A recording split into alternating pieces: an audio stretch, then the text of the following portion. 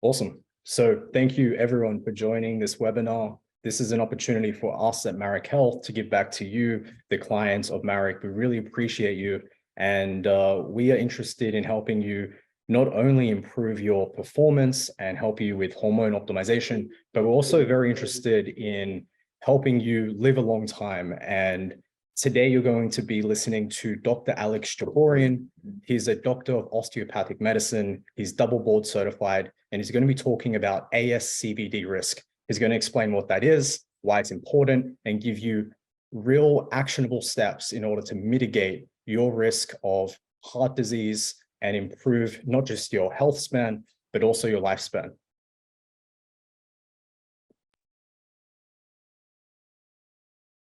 All right. Thank you, Memo, for that introduction. As Memo mentioned, I'm double board certified. That's in emergency medicine and emergency medical services. And I think my job in the ER gives me like a fresh perspective on like the consequences of ASCVD. So today we're going to talk about ASCVD as atherosclerotic cardiovascular disease. The reason why this is so important and why we're discussing it today is because heart disease is still the leading cause of death in the United States and worldwide. The lecture today is mainly going to be focusing on one particular risk of ASCVD, and that's really dyslipidemia. If we have time, we'll get into a little bit of diabetes and hypertension, but that's going to be the focus of today's lecture. And I'm going to break down exactly what we're looking for on the lipid panel. All of you have had a lipid panel with us or through various physicians in the past. And I'm going to really try to explain what it is that we're looking for and how we use those metrics to determine your risk of ASCVD. ASCVD, very simply, is basically just fat deposition within the arterial wall. And this is eventually going to cause a blockage in the arterial wall and cause downstream ischemia and infarct. So lack of oxygen, lack of nutrients, lack of blood flow to specific tissues, whether that's your brain, whether that's your heart, or elsewhere.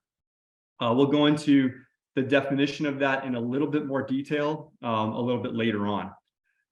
Major categories of cardiovascular disease, real quickly, are coronary heart disease. So this typically will manifest as myocardial infarction or heart attack. Some patients present to us with chest pain. This also includes heart failure.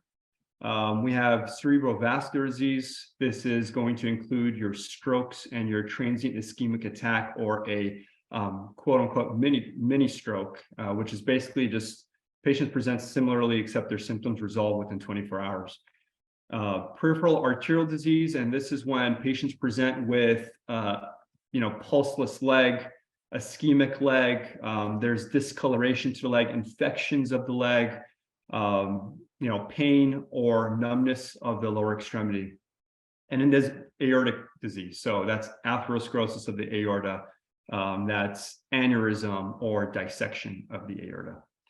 Now, risk factors for ASCVD, there are many. The major categories that I could think of are high blood pressure, diabetes, dyslipidemia.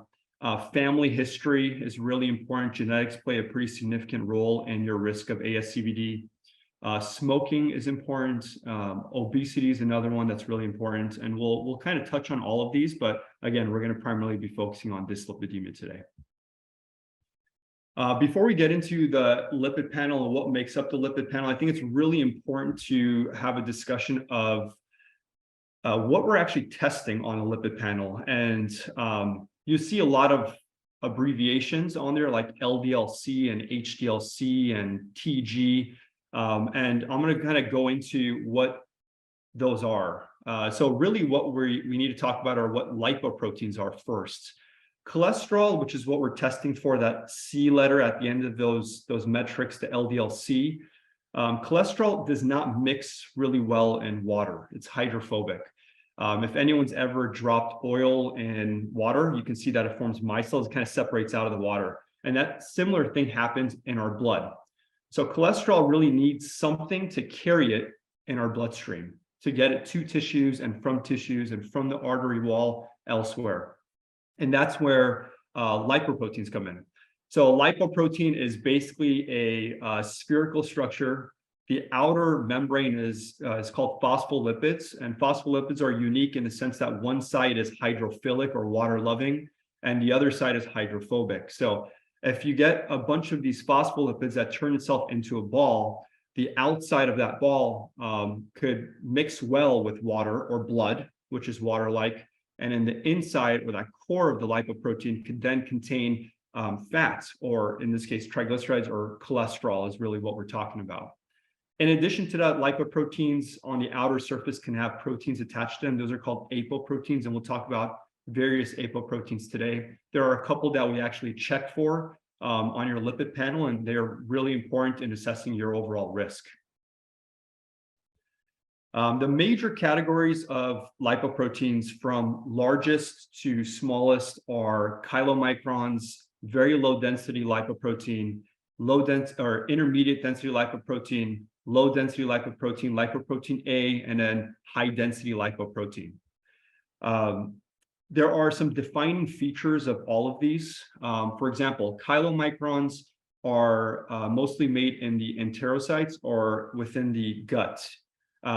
These are a little bit different in that their main structural protein is ApoB48. That differentiates a chylomicron from the other lipoproteins that we're going to talk about, like VLDL, IDL, LDL, which are generally made in hepatocytes. They originate from the liver, and these have a protein on the outer surface called B100. And that is one of the tests that we check on your lipid panel. In addition to ApoB, whether it's 48 or 100, these lipoproteins will also contain various other apoproteins that have different functions. Either they initiate binding to a specific receptor, or they collect cholesterol from your arterial wall, and we'll kind of go into this in a little bit more detail. But chylomicrons are from the enterocytes, very low density lipoproteins made in hepatocytes or from the liver. Intermediate density lipoprotein can be made in the liver, but it could also be from a breakdown of VLDL. There's something called a lipoprotein lipase that can break down these lipoproteins. They can freely give up some of their outer membrane. They can give up some of their those proteins, the apoproteins, as well as give up their core. So whether that's triglycerides or cholesterol. And when they give up enough of their structure, they resemble a smaller molecule or a more dense molecule, such as VLDL to intermediate density lipoprotein. So you can get these different lipoproteins from breakdown of their kind of like a precursor, or they could be generated from scratch, generally in the liver. One thing that's important to note about all of these lipoproteins is, we're really assessing their cholesterol content when we're trying to assess for atherosclerotic cardiovascular disease risk. But the main function of these lipoproteins is actually to transport triglycerides. So chylomicrons and very low density lipoprotein are very triglyceride rich, whereas the other ones, IDL, LDL, and HDL, primarily will transport cholesterol. They're more cholesterol rich. Triglycerides are really important because these lipoproteins will transport them to tissues where they're broken down to form ATP, which is energy currency for our cells. And this is important for all the cells in our body. So that is a primary function of a lipoprotein. But in addition to this, they can also donate some phospholipids, their outer layer. They can donate the apoproteins, and they can donate cholesterol as well. Moving on to I want to mention a few different apoproteins in particular. ApoE is one that is very important because, before I get to ApoB, excuse me, let's talk about ApoB. So I mentioned ApoB48, which signifies that chylomicrons come from the enterocytes, versus ApoB100, which is found on all the other lipoproteins except HDL. And this signifies that they originate from hepatocytes or from the liver. The reason why ApoB is really important is because this is what maintains the structural integrity of these lipoproteins. That is the one apoprotein that is not freely transferred from one lipoprotein to another. ApoB is also the protein that will bind to your LDL receptor on hepatocytes. And I'm going to mention LDL receptor multiple times during this lecture. That is really what's going to clear these lipoproteins and their cholesterol content out of circulation. ApoB48 that's found on chylomicrons is not able to bind to the LDL receptor, but chylomicrons have multiple copies of ApoE, and ApoE can bind to the LDL receptor. So we usually see that chylomicrons and VLDL, which also contains multiple copies of ApoE, will get cleared out of circulation very quickly relative to LDL. And this is primarily why we're so focused on LDL-C on your lipid panel when we're trying to assess your overall risk of cardiovascular disease. The VLDL, in theory, can get into the subendothelial space and cause disease, but they're just not in circulation long enough to do so, at least compared to LDL-C.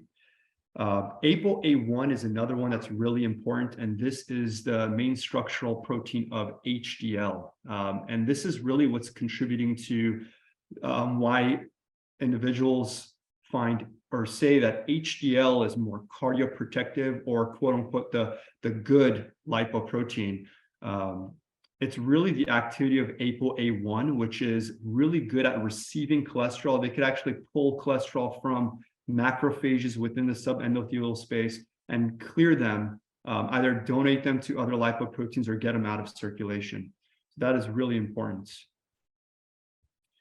I wanted to mention lipoprotein size. I mentioned that, we go from chylomicrons to VLDL, IDL, LDL, into HDL, but with these sizes of these molecules are always in flux. A lot of my patients will ask me about specific LDL phenotypes, and there are a couple of phenotypes that we like to focus on. There's phenotype A, which is generally a larger LDL particle, and then there's a phenotype B, which is a smaller LDL particle. I think this information is a little bit misunderstood, where I get a lot of patients who, particularly on the patients who are on a higher fat diet, where we tend to see, in a subset of these patients, we tend to see significant elevation in their LDL-C. And the argument here is that the LDL-C elevation doesn't matter because it's more of the larger LDL particle. There's some truth to that, although I believe it's a little bit skewed. Where this matters, or why this matters, is because if you look at the literature, smaller phenotype of LDL tends to confer increased risk. But the reason why is not because it's a smaller LDL particle. The reason why is because when you have smaller LDL particles, you tend to have more LDL particles. And we'll kind of break this down a little bit more when we're talking about our lipid panel and what we're looking for there. But what I'm talking about here is your LDL-P. So your actual particle number, the number of LDL particles that are in circulation. What tends to increase your risk of atherosclerosis more than the cholesterol content of your lipoproteins is really the number of these lipoproteins in circulation. So LDL lingers longer than some of the other lipoproteins, and if you have the smaller phenotype, you have more of them, so there's more opportunity for them to get into the subendothelial space and cause disease. So that is why the size really matters. You do see a tendency for patients who are insulin resistant to have more of the smaller phenotype of LDL, but this is constantly in flux. These particles are not fixed in their size. Like I mentioned, they freely give off parts of their membrane and their core and their proteins. So this is in constant flux. So that's one thing to note. So whereas a larger phenotype of LDL is a little bit better than the smaller phenotype, it's not specifically because of the size. These vary from 22 to 29 nanometers, and all the particles along that spectrum are capable of penetrating the subendothelium and causing disease. So it's the particle number that matters most, and patients who have smaller phenotype tend to have more LDL particles in circulation. So that's one thing that's worth mentioning. One other thing, that, since I already mentioned LDL-P, sometimes you will see a discordance between LDL-C and LDL-P when we're assessing your lipid panel. In the event that LDL-C and LDL-P do not correlate, meaning they're not both elevated or they're not both low, literature suggests to default to your LDL-P. So your particle number is more important than the LDL cholesterol.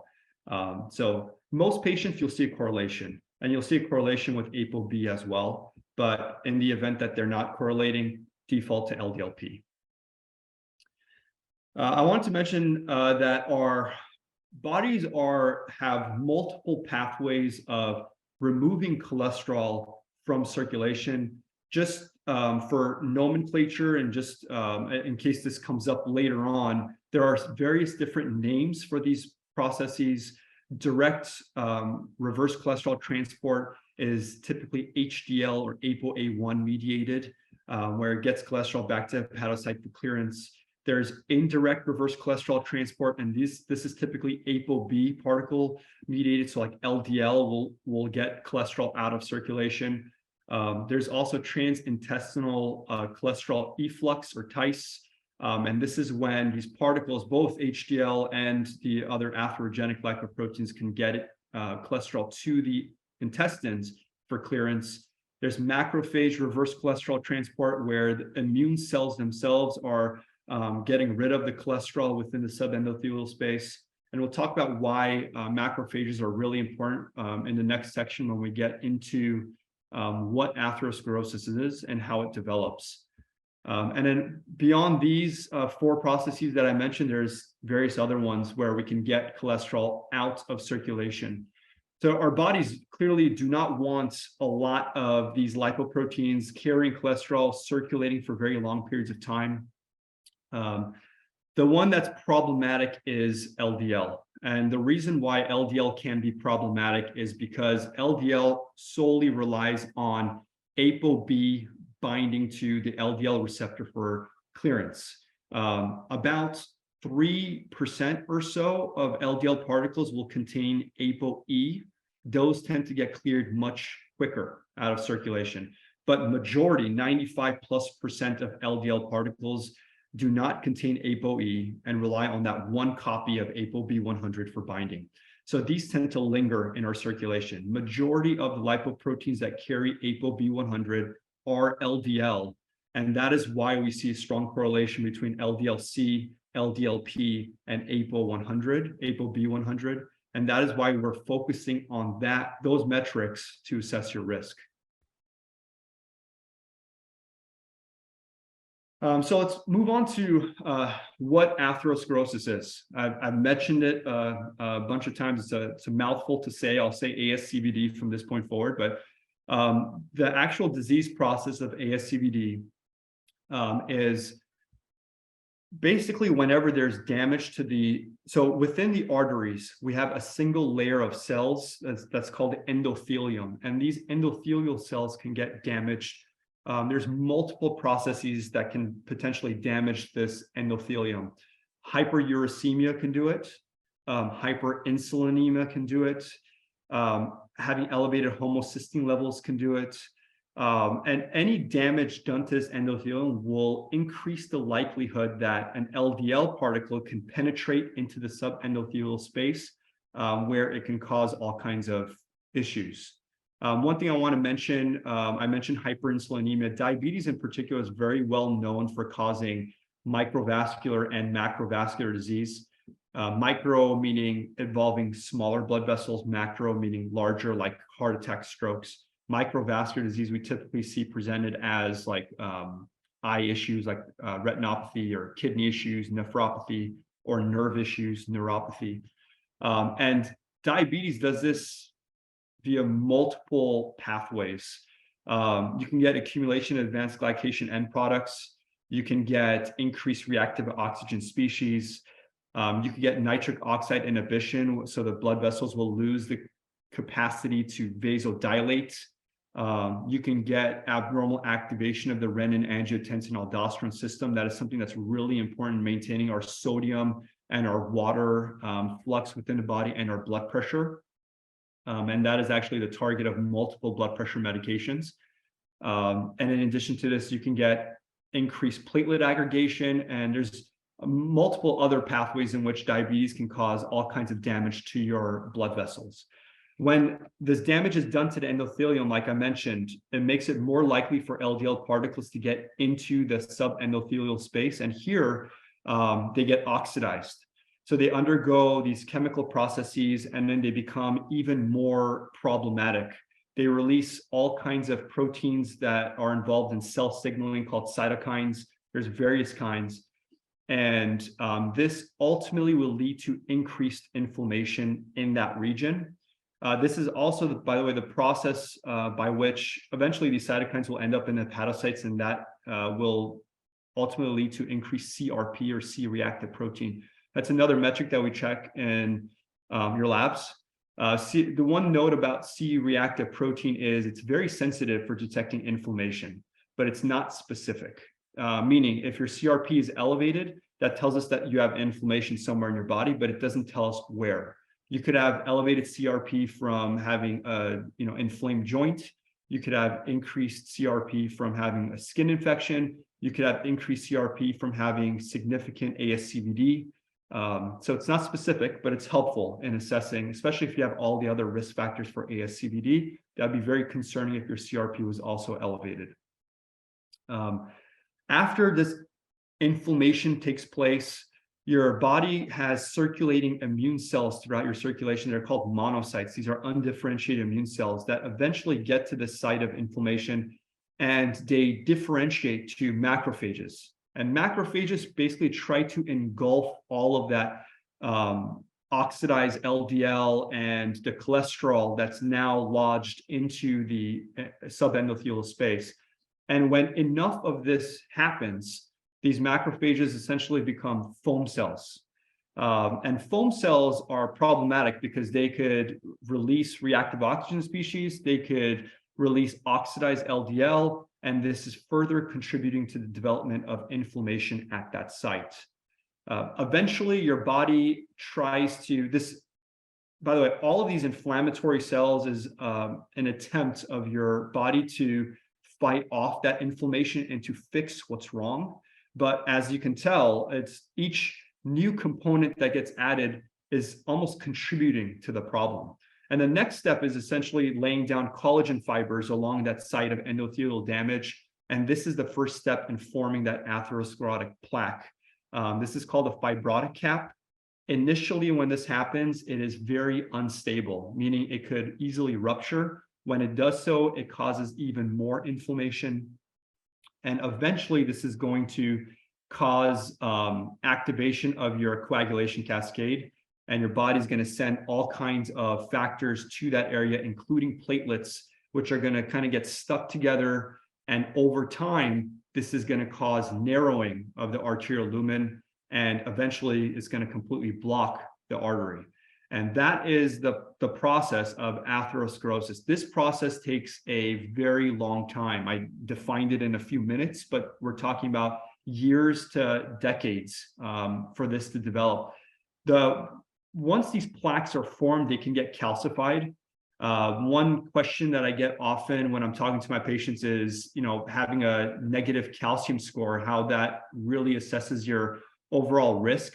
I think it's good to have a negative calcium score, but you could have a ton of this inflammation and this disease process already starting and progressing without actual calcium deposition. So that will show up as a negative calcium score, but that does not mean that you do not have atherosclerosis. So even more reason to have multiple means of detecting risk, such as your lipid panel is one particular example. So before I get to the lipid panel, I wanted to actually define dyslipidemia. There's a few different names. There's hyperlipidemia, hypercholesterolemia, hypertriglyceridemia, dyslipidemia.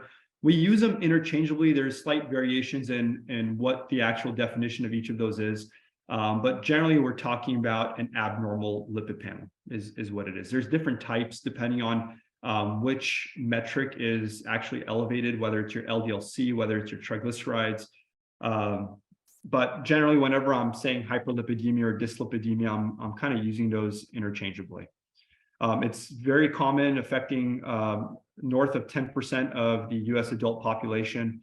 The actual definition of dyslipidemia is when you have your serum total cholesterol, your LDL-C, your triglycerides, your ApoB, or your LP(a) above 90th percentile, or your HDL-C or your ApoA1 less than 10th percentile, then that qualifies as dyslipidemia. There are a lot of different metrics that we look at on your lipid panel, and depends on what type of lipid panel you get. So a generic, very standard, very basic lipid panel will at the very least include a total cholesterol, a HDL-C, an LDL-C, and triglycerides. You might get a non-HDL-C, and that is basically it for a basic lipid panel. Now, for anyone who's used Merrick Health for their, as their physician or as their care provider, if you've gotten a lipid panel with us, you've noticed that our lipid panels are a little bit more extensive. We at the very least try to get an ApoB 100, as well as testing lipoprotein A at least once is the general recommendation. The reason why lipoprotein A is not tested over and over again is because it is really a test to determine your genetic predisposition for cardiovascular disease. So this is largely driven by your genes. It is not we also don't have very good therapies for reducing LP(a), and we don't know if targeting LP(a) as far as treatment goes really changes your overall risk. How I use LP(a) is basically if it's elevated, I tend to be a little bit more aggressive in treating all the other abnormal metrics and treating your risk overall. That's kind of how I use it. Every provider is a little bit different. Some may track it over time, which is fine. Everyone practices a little bit differently, but I try to check it at least once, just so we know where we stand with your genetic predisposition. In addition to that, so what I look for on the lipid panel is I'm looking at your HDL-C. I want your HDL-C at least 40 milligrams per deciliter, or your ApoA1, ideally greater than 100 milligrams per deciliter. I'm looking at your triglycerides, less than 150 milligrams per deciliter, ideally less than 100 milligrams per deciliter. And triglycerides is one metric where it is significantly influenced by you being in or not being in a fasted state. So that one of the reasons why we check these lipid panels in a fasted state is because depending on what you ate, your triglyceride levels may fluctuate greatly. So that's one thing to consider. I'm also looking at your LDL-C, ideally less than 100 milligrams per deciliter. LDL-P is less than 1,000 nanomoles per liter. ApoB less than 90 milligrams per deciliter. And then LP(a), it really depends on what references you use. I think everyone agrees that greater than 50 means that you're at significant risk. Sometimes we use a cutoff of 30 nanomoles per liter as well. So it really just depends on what reference you're using. But, definitely if you're less than 30, great. If you're above 50, well, then that's potentially problematic. There are some studies that have also looked at ratios of some of these metrics. The Interheart study looked at your ApoB to ApoA1 ratio. And that tends to be a very good predictor of your risk of having a myocardial infarction or a heart attack. So you sometimes will see providers using actual ratios, and the conversion's obviously very easy. So that's what I'm looking for. There are a ton of other metrics. If you get NMR spectroscopy, you're going to get the sizes of all of these particles. What I'm primarily looking on with NMR spectroscopy is your LDL-P, that actual number. I want that low. And that's really what I'm tracking. The other metrics, like I mentioned earlier, if you have smaller phenotypes, may give you a clue as to where you are on the insulin sensitivity versus resistance spectrum. We have other tests for that as well. We can check your fasting insulin, your A1C, your fructosamine, whatever it may be. Every provider has like their own set of tests to determine your how much at risk you are of insulin resistance. But that's really the information that the NMR spectroscopy is providing you. Treatment for the dyslipidemia and reducing your risk. I always have a conversation with my patients about lifestyle modification first. I think for me, that is the most important treatment modality. Lifestyle modification is, it's very easy for me to say that. A lot goes into that. I'll kind of briefly talk about what I'm looking for as far as lifestyle modification goes. Some of the easier ones are limiting alcohol consumption, not smoking, managing your stress, which could be easier said than done, obviously. But beyond that, where it gets a little bit more challenging are when we talk about diet. And diet is a challenging topic to discuss. There are a lot of different diets out there, and everyone has a preference as to what works for them. And I tend not to mess with that. I will tell my patients generally choose a diet that you enjoy, because that's one that you're going to be able to sustain. So whether that's vegan or carnivore or keto or paleo or vertical diet or intermittent fasting, it doesn't matter. All of these diets tend to improve health by caloric restriction and by weight reduction. That's largely how they work for improving your health.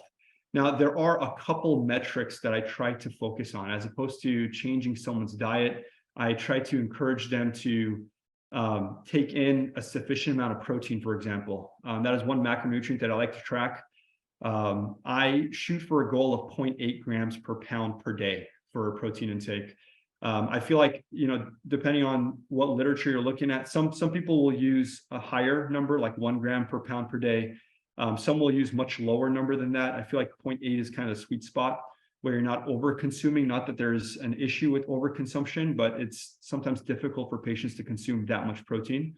And it could be cost effective to consume as much as you need as opposed to more. There's also a debate on whether to use ideal body weight versus your actual body weight. I like to use ideal body weight, but some providers will vary on their preference there. But 0.8 grams per pound per day is what I shoot for. And then another, I consider it a macronutrient, although it's kind of a subset of carbohydrates, but I like to track fiber, and not necessarily grams of fiber intake. It's the general recommendation is 14 grams per 1,000 kcal consumed. So if you're on 2,000 kcal diet, then you should ideally be consuming at least 28 grams of fiber. Instead of tracking the actual number, I try to encourage my patients to eat 8 to 10 servings of fruits and vegetables per day. And the reason why I like fiber from whole foods is because it comes packaged with all kinds of other stuff that are good for you, micronutrients, various vitamins and minerals. Now, both protein and fiber are going to contribute to your satiety. So they're going to help control your appetite, which can then help control your caloric intake, which will then help with weight reduction and will improve your health overall.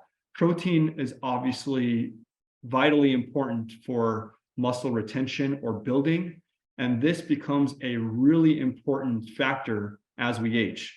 As we get older, if we don't do strength-bearing exercises and we're not eating sufficient protein and we're not maintaining our muscle mass, then that puts us at increased risk of falling, breaking bones, and other various injuries, as well as muscle tissue contributes significantly to improving your insulin sensitivity. So there's another there's a lot of important factors that go into building more muscle, but those are a couple ones that I like to focus on. The only other recommendation that I'd make when it comes to diet is for patients who have dyslipidemia, I also like to track their saturated fat intake. And the general recommendation here is to consume less than 10% of your total calories from saturated fat, which I think is very generous. I think we can probably get by with consuming a lot less than 10% of our total calories from saturated fat, but that is the general recommendation. Where this becomes problematic is for patients who prefer the high fat, low carb diets, in which case I would recommend trying to get majority of your fats from monounsaturated and polyunsaturated fats. Easier said than done, but that's kind of the sacrifice you'd have to make to improve your health if you have issues with your LDL-C on your lipid panel. Moving on from macronutrients, I also like to, I don't necessarily track micronutrients. It's kind of in the same argument as the fiber intake. As opposed to taking supplements for fiber, I like to get fiber from whole foods because they come packaged with all these micronutrients. But if you like tracking specific micronutrients, the ones that I pay very close attention to are potassium. Potassium is very important in affecting your blood pressure. It plays a very key role in fluctuations of sodium and with sodium water retention, and that can really affect your blood pressure. Anecdotally, from my patients, I've noticed that increasing potassium intake lowers blood pressure much quicker than decreasing sodium intake, which is a general recommendation for patients who have high blood pressure, is to limit their sodium intake. This can sometimes be problematic for very athletic patients who may require increased sodium intake. Instead, I tend to recommend increasing potassium intake. My goal here is about 3.5 to 5 grams per day. The one caution that I would say is if you have history of chronic kidney disease, or if you're on other medications that may also increase potassium, then you have to be a little bit cautious of how much potassium you're intaking. In addition to potassium, magnesium is a really important one. I like to shoot for 500 milligrams to a gram of magnesium a day. If you are supplementing with magnesium, I tend to recommend bisglycinate or L-threonate. I find that a lot of patients will find this beneficial for sleep as well. Selenium is another important one, which we don't tend to get a lot of in our diets. I shoot for about 150 to 200 micrograms per day of selenium, and that's for your optimal thyroid function. And then zinc's another one that's really important for hormone production as well as immune function, plays a really important role there. And I like to shoot for about 15 to 25 milligrams per day of zinc. In addition to this, some of the general other recommendations as far as lifestyle modification goes is maintaining a relatively narrow waist circumference. The general recommendations here are pretty generous. It's 40 inches for men and 35 inches for women. And then a really important one to discuss is your physical activity. I try to encourage my patients to have at least 150 minutes a week of moderate intensity activity, plus 2 days a week of some type of weight-bearing exercise. Exercise, again, like diet, is one where I don't really push a particular type of exercise. When it comes to moderate intensity, that's pretty liberal of a term. That can include just a brisk walk. It's really anything that will elevate your heart rate. So you need to find the activity that you enjoy doing the most, because like diet, that's going to be the one that you're going to be able to sustain. And if you're able to sustain it, then that's likely going to contribute to improving your overall health. So whether that's playing a sport, whether that's weightlifting, swimming, Peloton, yoga, whatever it is, find the activity that you enjoy. Try to hit at least 150 minutes a week of moderate intensity. If you're doing higher intensity work, you're sprinting, you do CrossFit, stuff like that, then the recommendation is 75 minutes per week, which is really nothing. It's an hour and 15 minutes. So those are the recommendations. And then lastly, with lifestyle modification, it's important to mention sleep. And with sleep, I really just try to focus on improving sleep hygiene. And what I mean by that is early in the morning, getting light exposure, avoiding stimulants in the afternoon or late in the afternoon, avoiding alcohol late in the afternoon, or if you're going to consume alcohol, use it sparingly. So not every day, but maybe like once a week or twice a week is better than everyday consumption. Avoiding a heavy meal close to bedtime. So I recommend generally 2 to 3 hours between your last meal and bedtime. Eating a heavy meal will increase your body temperature, and that typically signals our bodies to wake up as opposed to kind of winding down and getting ready for bed. And then making sure that your sleeping environment is dark, is cold, is quiet is really important. and developing a routine. So trying to wake up at the same time every day and try to go to sleep at the same time every day. All of these things will help improve your sleep over time. And then I mentioned this already, but magnesium supplementation is generally where I start with any type of discussion regarding supplements when it comes to sleep. There are a ton out there. One supplement may work for someone, may not work for another. This is really a discussion that needs to take place between you and your care provider. So I don't want to mention all the different types, but because it varies. But magnesium is the one that I generally start with if any supplementation is necessary at all. Beyond lifestyle modification, and I generally will give lifestyle modification at least 3 to 6 months before talking about other drug therapies. There are some exceptions depending on what we're seeing on your lipid panel, or how bad high blood pressure is, or how bad diabetes is, or your family history. These things will significantly increase your risk. And if you're at significant risk, then we may have to start medications right off the bat, in addition to the lifestyle modifications. But if possible, if your overall risk is low to moderate, then I'd like to implement lifestyle modifications first, and then kind of revisit this in 3 to 6 months and see where we're at. And if we're still having issues, if you still have elevation of your LDL-C or your LDL-P or your triglycerides, is generally whenever I start to include specific medications. I'm going to talk about a few different ones, 5 in particular, that I commonly use.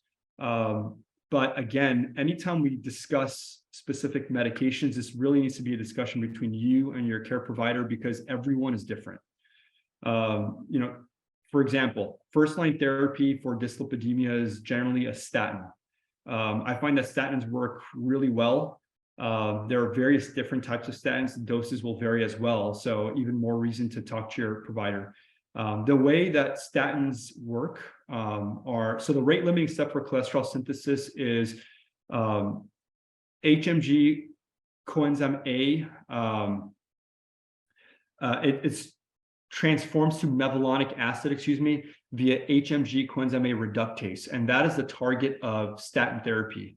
It affects the reductase enzyme, so then you get basically inhibition of cholesterol synthesis. This will then in turn cause an upregulation of your LDL receptors. So when you have more LDL receptors at the hepatocyte, you have more potential to clear lipoproteins and cholesterol out of circulation. That's primarily how statins work. They are very effective in lowering your LDL-C. A small subset of patients will get severe muscle soreness with statins. And we can sometimes see elevations of liver enzymes, for example, with statins. For the patients that don't tolerate statins, I will generally move on to ezetimibe as my second-line therapy. Ezetimabe's mechanism of action is a little bit different than statin. This basically just inhibits cholesterol absorption at the gut. And again, this is going to cause upregulation of your LDL receptor and increase clearance of cholesterol and lipoproteins from your circulation. Ezetimibe is very well tolerated. It will not lower your LDL-C as much as a statin would, but if that's the only option available, if you're not tolerating statin due to allergic reaction or the muscle soreness effect, then ezetimibe is a good choice. Beyond this, if you've failed statin and ezetimibe, we still don't have your risk managed well, is usually whenever I discuss with my patients seeking the care of a cardiologist. There are other drugs that we're going to talk about in a second. But the reason why I mention that is because if you have significant risk, there is very good likelihood that there is already some atherosclerosis that has taken hold. I don't know how far along that progression is. And a cardiologist is really the specialist that is going to be able to manage that definitively. The medications that we're talking about will treat atherosclerosis, but more they're really treating the progression of atherosclerosis or contributing to the prevention of atherosclerosis. But if you already have significantly advanced disease, a cardiologist is really the person that you want to see. They are the ones that are going to be able to do the angiography or any kind of intervention if necessary. Cardiologist is generally also the specialist that's going to be able to prescribe a newer drug, relatively newer drug. It's a monoclonal antibody. It is a PCSK9 inhibitor. It's called evolocumab or Repatha. This is a twice monthly injectable medication.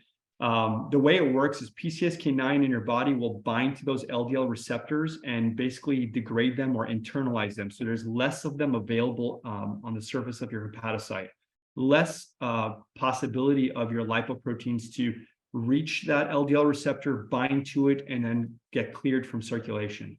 The PCSK9 inhibitor blocks that process. So then you'll have more LDL receptors available, more binding to the lipoproteins, and more clearance of those lipoproteins and cholesterol from circulation. It is extremely effective in treating dyslipidemia. There's also some data that suggests that this particular medication could also treat, it can affect ApoA, and can cause essentially treat lipoprotein A itself. Although I don't know how that kind of translates to clinical relevance at this time. I don't know if that will lower your risk. I'm not sure, but there's a possibility, and that's being studied.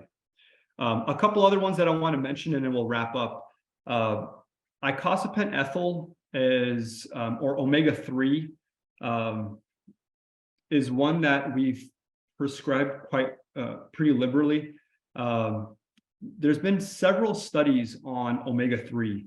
The REDUCE-IT trial specifically showed benefit with omega-3, and that's the one that used icosapent ethyl. It's primarily EPA. It's more than 96% EPA as opposed to DHA. Some of the other studies that were done, and these are all very large trials, did not show the same improvement that the REDUCE-IT trial did.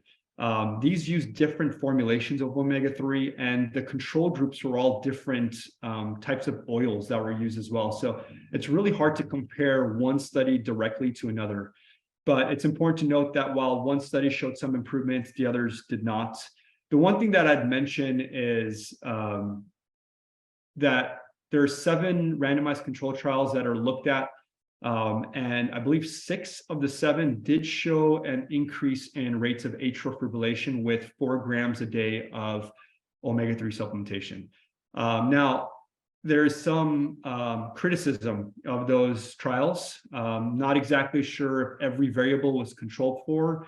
I don't know how that increased rate of atrial fibrillation contributed to clinical outcomes. Atrial fibrillation, for anyone that's not aware, is basically an irregular heart rhythm. And what happens is you have 4 chambers of the heart. The top 2 chambers, your atria, don't contract very well. They kind of just fibrillate like this, as opposed to good contractions. And you can get pooling of blood in an appendage in the atria that could eventually form a clot. And then that clot could eventually move elsewhere and cause stuff like stroke. So that is why atrial fibrillation is very important.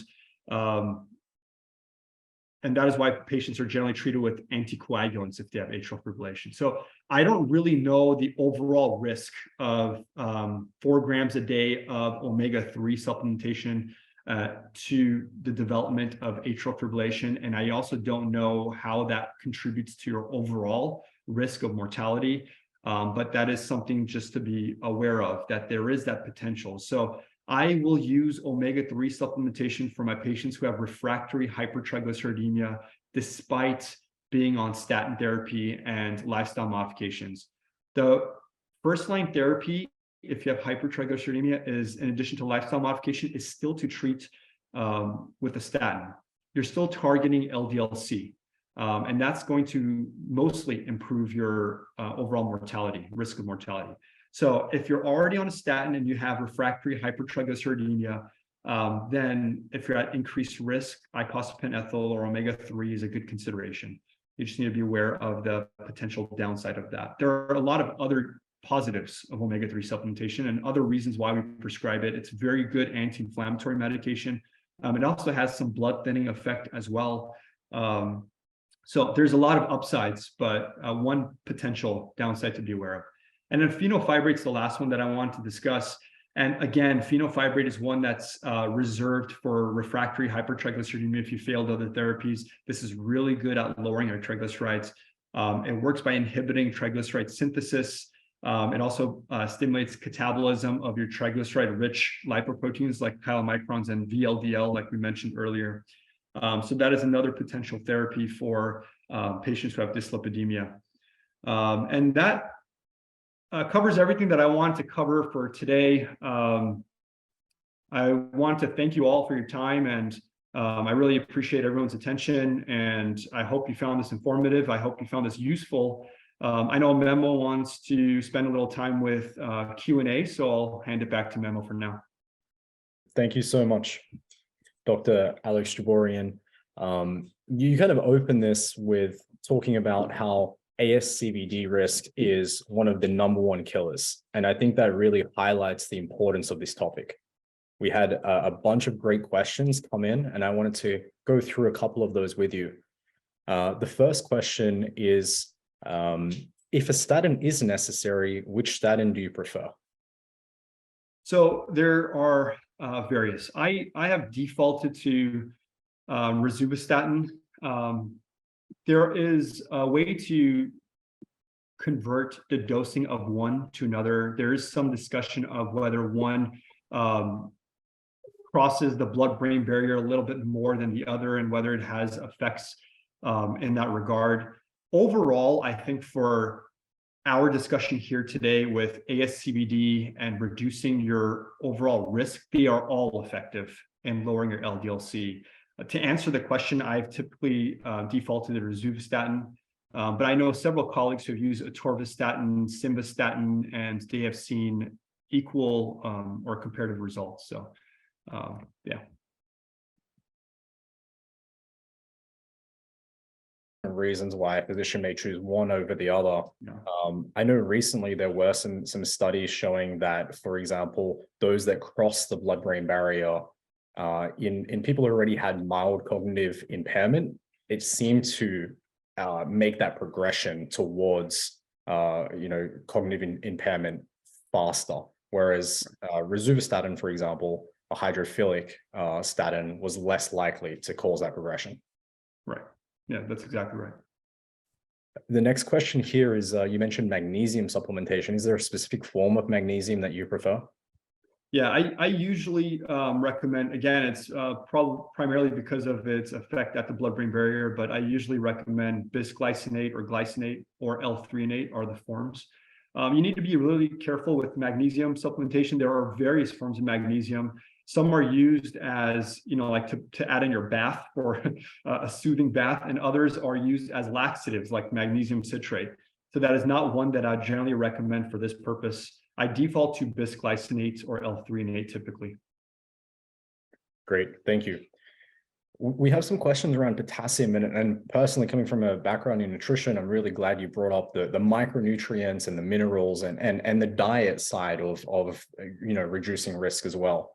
One thing that I wanted to share with you guys is there was a recent study that was published by Harvard, I think in 2021, that showed a correlation between every 1,000 milligrams of potassium in the diet and an 18% reduction in ASCVD risk. So just to kind of back up what Dr. Jabourian is talking about, there's a real importance to these things. If you guys aren't tracking your potassium intake already, I really encourage you to download Chronometer. It's an app you can download. It's completely free, and you can start tracking your micronutrient intake. Make sure you're getting sufficient potassium on a daily basis. And if you're not, it's going to give you recommendations on foods to implement into your diet, things like potatoes, tomatoes, fruits and vegetables that are going to likely cause a significant reduced risk. And it's hard to kind of play those things out because it could be correlation versus causation, but it's definitely a big enough reduction to really take seriously. Yeah, definitely. I default to potatoes, bananas, avocados, spinach, broccoli. They're all rich in potassium, so you can't go wrong there. But potassium plays a really important role in maintaining the sodium-potassium ATPase. So it maintains essentially the polarization of cell membranes, and that really affects the contraction of various muscle tissues. Your cardiac muscle, your skeletal muscle, your smooth muscle, like your blood vessel linings, plays really important role in overall renal function. And as I mentioned earlier, it plays a very significant role in maintaining your blood pressure as well. I think I mentioned this already, but I have specifically and anecdotally seen significant reduction in blood pressure when I've increased potassium supplementation for my patients as opposed to sodium restriction. I've had some patients who have had good benefits with reducing sodium intake to the recommended 1.5 grams per day. But honestly, it's kind of a hit or miss. Some patients do it and they don't see any difference at all in their blood pressure, or their blood pressure worsens. I'm not saying that's because of the reduction in sodium, but we just don't see an improvement. In those same patients, we then subsequently will add potassium supplementation and magnesium supplementation, and we tend to see a significant improvement in blood pressure. And that's really important. We didn't talk about hypertension today, but hypertension is a very significant risk factor for ASCVD. Insulin resistance correlate with increases in triglycerides? So with triglycerides, this is a little bit more challenging, whereas LDL-C, we tend to see pretty reliable increases with increased saturated fat intake. Triglycerides seem to be affected by carbohydrate intake, saturated fat intake, and your total caloric intake. So we tend to see when patients have increased carbohydrate intake and live relatively sedentary lives or eat in caloric excess, that they're also trending towards obesity and insulin resistance, and those subsequent lifestyle choices will also contribute to elevated triglycerides. So there is a correlation between hyperinsulinemia and increased carbohydrate intake in the presence of caloric excess. So really, you don't see this as much if you're controlling for total calories or if you're in a caloric reduced state. We don't see this as much. But if you are eating in excess calories and you're consuming a large amount of carbohydrates and you don't have the buffer, you don't have the increased muscle tissue, you don't have the activity level, or there's a significant genetic component there, all of that can subsequently lead to hypertriglyceridemia and then increase your ASCVD risk. Great. Just circling back to electrolytes, someone's asking your thoughts on those kind of electrolyte packets that contain sodium, magnesium, and potassium. I don't want to mention brand names here, but I'm sure you know what I'm talking about. Yeah, I mean, I think this comes down to how active you are and what your actual need is. I can't make a general recommendation because everyone's different. If you're a marathon runner or you're running a 100-mile race or something like that, there's a very good likelihood you're going to need a lot of electrolyte replenishment. If you're doing a 15-minute CrossFit workout, you're probably not going to benefit much from electrolytes. Now, is there a downside to it? Probably not. I mean, you can definitely overconsume sodium and potassium, magnesium. It's pretty hard to do if you're using like one of those packets in your drink. But I personally don't rely on them. I don't recommend them. But if someone is having a longer exercise bout, and then they could potentially benefit from it, I'm not against it in any way. I just don't think most people need it, to be honest. If you haven't noticed yet, I'm a minimalist when it comes to prescriptions and supplements. I've mentioned a whole bunch of prescriptions today just because, for completeness sake, I like to default to eating as healthy as possible, improving your sleep as much as possible, managing your stress as much as possible, and exercising as much as necessary to treat all of these chronic conditions. And for a majority of people, that's sufficient. But there is a subset of patients that need a little bit more, whether that's supplements or whether that's prescription medications. And that's why we're here. We have a question here from someone interested in your thoughts on MCT oil. So you mentioned earlier, trying to potentially limit total saturated fatty acid intake. But you can really go granular. Saturated fat is kind of an overarching group of fats. What about MCT oil in particular? I think it comes down to how you're handling it. So I assume that the patient who's asking is probably on like a ketogenic diet. MCT oil is very popular amongst the keto diet, individuals who are on that diet. It is a good source of energy. I'm not against it, but if we have large consumption of MCT oil and we're subsequently seeing significant elevations in these lipids or the cholesterol on the lipid panel, excuse me, then at that point we may have to dial it back and see if that makes a difference or not. But it's variable again. There's about, I forget the exact number, I think it's about 30% or so of patients who switch to a high-fat, low-carb diet see a significant elevation in their LDL-C. I think I'm getting that number right, but don't quote me on it. So that means that 70 or so percent of patients who are on a high-fat, low-carb diet may not see any elevation in their LDL-C. So it really depends on you. So if you're on a high MCT, if you're consuming a large amount of MCT, if you're on a ketogenic diet and your lipid panel is normal and you feel great, then I don't necessarily see a downside to that. Yeah, I like that approach a lot, right? It's experiment and then get, diagnostic lab work and assess what your diet and your exercise regime, what effect that's having on your lab markers. And if it's not moving in a favorable way, then you know that you need to make changes. Exactly. Great. One client's asking, is low HDL a concern even if total cholesterol is low? So their LDL and their HDL ratio is quite favorable, but their total HDL is low. Yeah, I think there's some changes taking place with how we view HDL cholesterol. I think in the past, we used to stress get HDL-C as high as possible, and that really protects you. I don't necessarily know if that's true. I like to default to ApoA1 more than HDL-C. And your HDL lipoprotein can have multiple copies of ApoA1. So whereas the cholesterol content of your HDL may be on the lower side, if your ApoA1 is if it's sufficient, if you have enough of it, then that, I'd argue, will actually mean that you're at decreased risk, especially if your total cholesterol, which means your LDL-C, is on the lower side. So I would follow that HDL-C test up with an ApoA1 test and see where you're at with ApoA1 and make the decision at that point. But on its own, HDL-C being low, it's technically part of the definition of dyslipidemia if you're below 10th percentile, but I wouldn't necessarily jump to that conclusion until we've done a few more tests, one of which would be an ApoA1.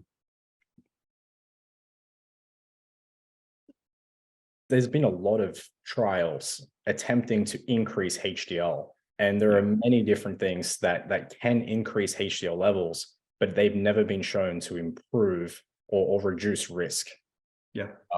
I think usually when I see someone with low HDL, one of the first things I think to implement is more cardiovascular exercise. Yeah. To me, a low HDL is a good indicator that, the client may not be doing the required zone 2 cardiovascular exercise. And that could be a good place to start and then reassess lab work in 3 to 6 months. I agree. Exercise plays a really big role. In addition to cardiovascular exercise or zone 2 training, muscle building exercise will also contribute to increasing your HDL-C, but exercise in general would, especially if you're relatively sedentary, that should really improve HDL-C. And I mean, even if it doesn't improve HDL-C, it's going to improve your overall mortality. So that is something where even if your lipid panel is pristine, I recommend exercise to everyone. Whether it's my grandfather or it's my child, it doesn't matter. I think it's important for everyone. Okay, and last question here from Anthony. He's asking, if someone's presenting with myocardial infarction, they have hyperlipidemia, is at that point it's too late to focus on lifestyle interventions alone? Is that the point where you need to start thinking about statin therapies or medications? Both. So I'm just going to clarify this. Myocardial infarction is basically like that it is correct. The question said basically that the disease process has progressed. It's been ongoing for a very long time, or there's a very strong genetic predisposition. Sometimes this could happen in your 30s. But those are rare exceptions. Myocardial infarction is basically one of the coronary arteries. So one of the blood vessels that supply blood and oxygen and nutrients to the heart tissue is blocked enough where that heart tissue is now starting to die, for lack of a better term. It's starting to get ischemic, and then eventually it becomes infarcted. So it basically is void of all oxygen. That means that the lumen of that artery is blocked enough to do that. That likely means that you have blockage of your other arteries as well. The treatment for myocardial infarction, when it presents this way, is for a cardiologist, an interventional cardiologist, to do angioplasty, or you may need an open heart surgery or something, depending on how advanced your disease process is. That is the definitive treatment. After that is taken care of, then we are talking about the implementation of, if you're not already on therapies, then we're talking about lifestyle modification as well as medications. At that point, you would start initially with medications. I think it's completely justified to do so. You really want to lower your risk of having another blockage, because over time, if enough of the heart tissue is damaged, or enough of the brain tissue is damaged, for strokes, then that's not recoverable. And then you can essentially get heart failure, or you could have permanent neurologic problems from strokes. So I would be as aggressive as possible in those situations. But the definitive treatment, if you're having myocardial infarction, I really hope you're in the hospital and a cardiologist is taking care of you. We're not talking about exercise at that point. You're talking about life or death, and you really need the right therapies at that moment. You asked a question and we didn't get time to get to it on today's webinar. There'll be future opportunities for you guys to interact with the providers at Maric Health. I want to thank Dr. Alex Jabourian for this amazing presentation. I hope you guys took notes. We took notes as well. We're going to be sending out cliff notes to you guys via email, as well as a copy of this recording. Dr. Jabourian, thank you so much for your time, and I hope you have a great afternoon. It was my pleasure. Thank you, everyone. I appreciate it. Bye all.